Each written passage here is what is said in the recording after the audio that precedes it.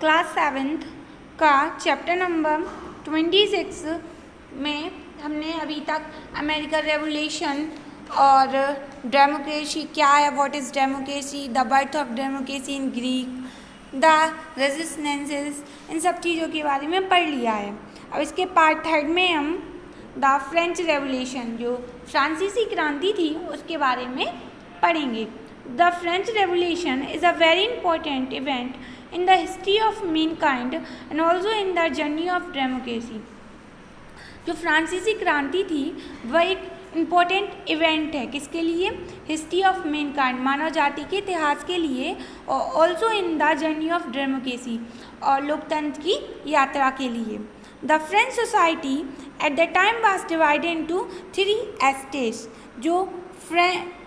जो फ्रांसीसी समाज था वह 3 एस्टेट्स में डिवाइडेड था या विभाजित था। Will the priestly class and the nobility form the first and second estates respectively. जो प्रिस्टली या पादरी और नोबिलिटी यानी कि जो कुलीन वर्ग थे वह फर्स्ट और सेकेंड एस्टेट में विभाजित थे। The majority of the population belong to the third state, और जो ज़्यादातर पॉपुलेशन थी वह थर्ड एस्टेट्स की थी। They were the common people who were not intended to any privilege but had to pay heavy taxes. यह वह आम आदमी थे जिनके पास कोई भी विशेषाधिकार प्राप्त नहीं थे, और ये लोग एक हैवी टैक्स यानी कि एक बहुत बड़ा कर पे करते थे। ऑन द अदर हैंड, दूसरी तरफ the first 2 estate enjoy all the privilege and were also exempted for paying any taxes. और दूसरी तरफ जो फर्स्ट और सेकेंड एस्टेट्स के लोग थे उन्हें सारे विशेषाधिकार प्राप्त थे, और वह कोई भी किसी भी तरह का पे टैक्स नहीं करते थे, मतलब कोई भी कर पे नहीं करते थे। Thus, when the French Revolution broke out in 1789, तो क्या हुआ, जब जो फ्रेंच रेवोल्यूशन था या फ्रांसीसी क्रांति थी वह 1789 में हुई। It was directed against the clergy and nobility, और वह किसके समक्ष थी? वह अगेंस्ट थी किसके? क्लर्गी, पादरी और कुलीन वर्ग के लोगों के अगेंस्ट थी। It also carried with it the slogan of liberty, equality and fraternity, और वह क्या किए थी? उनके पास स्लोगन था या वह समानता, स्वतंत्रता और भाईचारे की बात करती थी। ऑन 17 जून 1789, 17 जून 1789 को the third estate declare itself the national assembly, and in August 1789 the declaration of the rights of man and citizens was adopted. 17 जून 1789 में जो थर्ड एस्टेट के लोग थे उन्होंने खुद को नेशनल असेंबली घोषित कर दिया, और अगस्त 1789 में उन्होंने राइट्स ऑफ मैन एंड उन्होंने आदमी और नागरिक के जो राइट्स थे, जो अधिकार थे, उन्हें अडॉप्ट कर लिया। It declare that all man are born free. उन्होंने यह घोषणा की कि जो सभी लोग हैं, व्यक्ति हैं, वह फ्री, स्वतंत्र रूप से जन्मे हैं, एंड हैव इक्वल राइट्स, और उनके पास इक्वल राइट्स होने चाहिए। Finally in 1791 the French constitution was formed, और अंततः 1791 में जो फ्रांसीसी संविधान था, कॉन्स्टिट्यूशन था, वह ध्वस्त हो गया।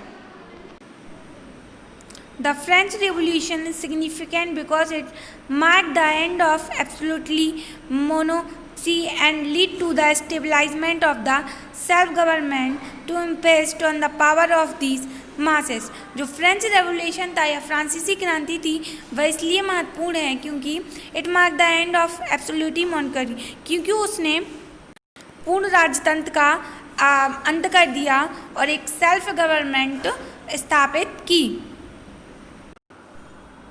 It emphasized on the power of masses and laid the foundation of a democratic government। उन्होंने जो लोगों की शक्ति पर बल दिया, and laid the foundation, और एक डेमोक्रेटिक गवर्नमेंट, एक लोकतांत्रिक सरकार की नींव रखी। It produced a ripple in Europe। इसने क्या किया? यूरोप में एक लहर पैदा कर दी, and then a series of revolution broke out across the continent in the 19th century। और यूरोप में 19th सेंचुरी में रेवोल्यूशन क्रांतियों की एक श्रृंखला चालू हो गई। People all over started demanding greater rights and participated in the government। जो लोगों ने क्या किया, लोगों ने और अधिक अधिकारों की मांग शुरू कर दी और उन्होंने सरकार में भी पार्टिसिपेट करना शुरू कर दिया। By the end of the century और 19th सेंचुरी के अंत में most of the governments had adopted various form of constitution that limited the power of monocrat. शताब्दी के अंत में जो ज़्यादातर गवर्नमेंट्स थी, सरकारें थीं, उन्होंने विभिन्न प्रकार के संविधान को अपना लिया जिसमें जो राजाओं की पावर थी वह लिमिटेड थी। नेक्स्ट टॉपिक है the march to democracy. The 20th century also saw development which strength democracy. हमें 20th सेंचुरी में भी डेवलपमेंट देखने को मिले हैं जिन्होंने लोकतंत्र को मजबूत बनाया। Women demanded the right to vote through suffrage movement. जो औरतें थी उन्होंने सफ्रेज आंदोलन द्वारा वोट डालने के अधिकार मांगा। New Zealand become the first country to grant universal adult franchise in 1893 में। न्यूजीलैंड फर्स्ट कंट्री थी 1893 में जिसने सार्वभौमिक मताधिकार अपनाया था। Another major development was the emerge of nationalist movement in the, और बहुत सारे भी ऐसे डेवलपमेंट हुए जो nationalist colonist country for independence. एक अन्य महत्वपूर्ण वह भी हुआ जिसमें जो राज्य थे, जिसमें राष्ट्रीय आंदोलन की भावना लोगों के अंदर जागृत हुई। After the end of the world war second in 1945, जो विश्व युद्ध था 1945 में जब उसका अंत हुआ, decolonization and civil rights movement took place all over the world। तो उपनिवेशवाद की समाप्ति हुई और जो सिविल राइट्स थे, उनके जो आंदोलन थे वह पूरे वर्ल्ड विश्व में फैल गए। Many countries in Asia, Africa and south America declared their independence. और बहुत सारी एशिया, अफ्रीका और साउथ अमेरिका की बहुत सारी ऐसी देश थे जिन्होंने स्वयं को स्वतंत्र घोषित कर दिया। Constitutions were adopted in this country that prescribe the power of the government and enshrined the rights of the people। बहुत सारी कंट्रियों ने अपना अपना संविधान अडॉप्ट किया और जिसमें उन्होंने जो पावर थी, सरकार की जो शक्ति थी, उसको इंश्योर किया और राइट्स दिए पीपल को, अधिकार। The Declaration of Human Rights in 1948 was signed by most countries of the world, which was the culmination of a long struggle for humanity।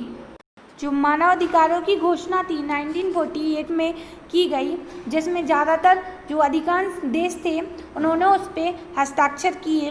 Which was the communication of a long struggle for humanity, जो कि मानवता के लिए बहुत सालों से चल रही एक लंबा संघर्ष था। हमारा चैप्टर यहाँ पे फिनिश होता है।